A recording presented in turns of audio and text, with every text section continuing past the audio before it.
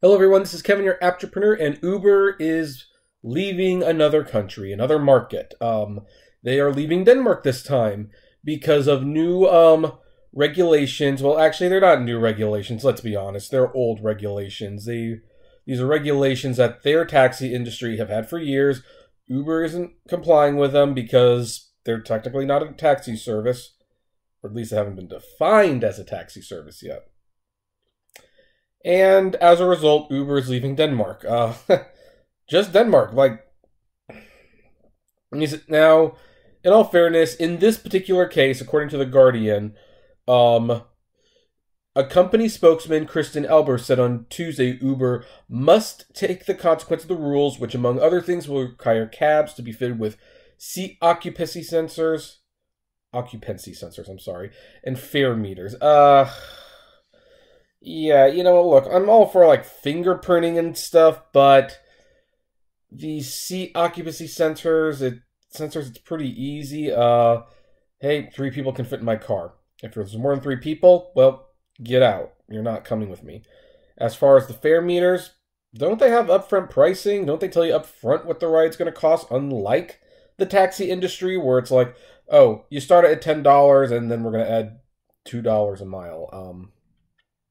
Which, by the way, some people actually have asked me, on a side note, Kevin, or sometimes they call me App, what, you say you want $2 a mile, but isn't that just like the taxi industry? And the answer is no, it's not, because the taxi industry will charge you $10 just for getting in the car. Uber doesn't charge that. So $2 a mile is actually very fair, both for the taxi industry and Uber. The difference is the taxi industry charges a fee just for getting in the car. And then, of course, when you try to pay with your credit card, then it's like you stepped into a black hole where credit cards don't exist and the cab driver fights you on it heavily. So no, it's still not like the taxi industry. And I think this occupancy centers and fare meters thing is ridiculous. But I am in favor of fingerprinting, though. So, of course, this is just almost like another day in the life. Uber leaving another market. They're threatened to leave Seattle, which would be especially ironic since one of their biggest investors, Jeff Bezos, works in Seattle. But, again, it raises the question, how many markets can Uber actually leave before this becomes financially undoable? At one point, a market is going to require them to do some things, and Uber's going to have to look into complying with them because you just can't keep leaving markets.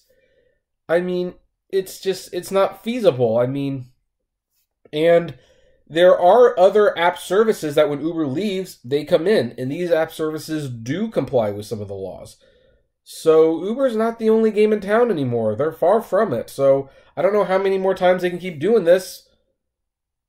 I feel like I've made this video already. Like I've literally made this video word for word 3 or 4 times already.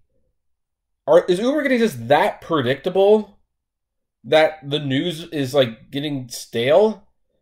I mean, it's when you turn on the news and it's oh, people got shot in a convenience store. Oh, okay, well, whatever. Uber leaves the market. Oh, okay, whatever. Just another day. I don't know. But yeah, so anyone who lives in Denmark, sorry that Uber's going to be leaving. I guess you got to go back to the taxis in the meantime until they figure something out. Anyway, what do you folks think? Do you think these are reasonable regulations that Uber should be following? Do you think Uber should be putting in fare meters and occupancy seat sensors? I'd like to know. Comment below, like, favorite, share, subscribe, and as always, flame responsibly. Have a good one.